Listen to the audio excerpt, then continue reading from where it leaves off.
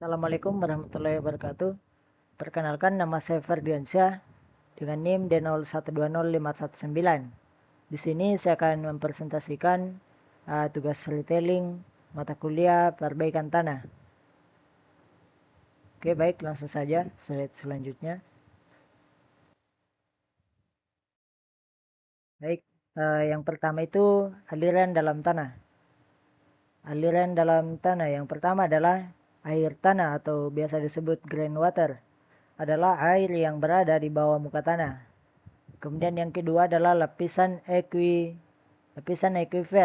atau aquifer adalah lapisan tanah yang mengandung air dan tembus air atau permeable sehingga dapat mengalirkan air, sand atau gravel. Yang ketiga adalah lapisan equitar, adalah lapisan tipis di atas aquifer bersifat semi permeable atau semi pervious. Kemudian yang keempat itu lapisan aquifuge adalah lapisan impermeable atau impervious layer, tidak mengandung air dan tidak mengalirkan air. Kemudian yang selanjutnya adalah lapisan equiclude, adalah lapisan yang mengandung air tetapi tidak bisa mengalirkan air. Kemudian yang terakhir adalah jenis aquifer. Aquifer tertekan atau confined aquifer, aquifer bebas atau unconfined aquifer. Kemudian yang selanjutnya adalah hukum Bernoulli. Oke, selanjut hukum Bernoulli. Hukum Bernoulli adalah prinsip fisika yang menyatakan bahwa jika kecepatan suatu fluida meningkat, tekanan dalam fluida tersebut akan berkurang. Tekanan dalam fluida tersebut akan berkurang dan sebaliknya. Ini berlaku untuk fluida yang mengalir dalam kondisi tak terganggu tanpa adanya gaya eksternal seperti gaya gravitasi atau gaya gesekan. Hukum ini sering digunakan dalam bidang aerodinamika dan hidrodinamika untuk menjelaskan perubahan tekanan dan kecepatan aliran fluida. Selanjutnya, gradien hidrolik. Gradien hidrolik adalah perbebasan elevasi dalam suatu sistem saluran atau pipa yang mempengaruhi aliran fluida seperti air. Ini mengacu pada perbedaan tekanan yang terjadi karena perubahan tinggi atau elevasi dalam sistem. Gradien hidrolik membantu menentukan kecepatan aliran atau fluida dalam sistem tersebut. Semakin besar perbedaan elevasi, maka semakin besar pula gradien hidroliknya, yang berdampak pada kecepatan aliran fluida dalam sistem. Selanjutnya, hukum Darcy. Hukum Darcy adalah prinsip dasar dalam hidrogeologi yang menggambarkan aliran fluida atau biasanya air yang medium poros seperti tanah atau batuan. Hukum ini dirumuskan oleh ahli hidrogeologi Prancis bernama Henri Darcy pada abad ke-19.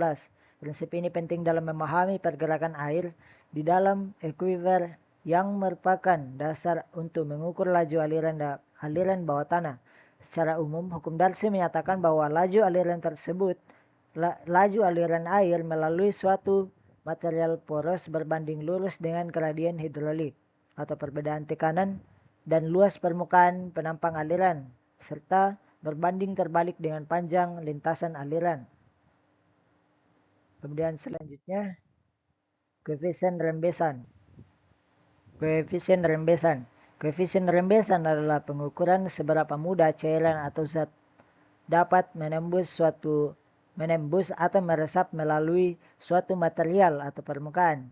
Ini merupakan rasio antara laju aliran zat yang meresap dengan perbedaan tekanan antara dua sisi material atau permukaan tersebut. Semakin tinggi koefisien rembesannya, maka semakin mudah cairan atau zat dapat meresap melalui material tersebut. Selanjutnya, penentuan koefisien rembesan secara empiris.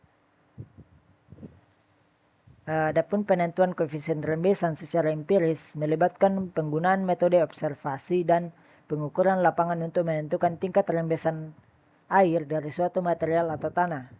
Ini melibatkan pengukuran jumlah air yang meresap atau mengalir melalui material dalam periode waktu tertentu. Metode ini melibatkan penggunaan atau persamaan matematika yang didasarkan pada data pengukuran lapangan untuk menghitung koefisien rembesan dari material atau tanah tersebut. Selanjutnya, koefisien rembesan ekuivalen. Koefisien rembesan ekuivalen. Koefisien rembesan ekuivalen atau equivalent leakage rate coefficient adalah nilai yang menunjukkan seberapa banyak fluida yang bocor dari suatu sistem atau perangkat dalam jangka waktu tertentu.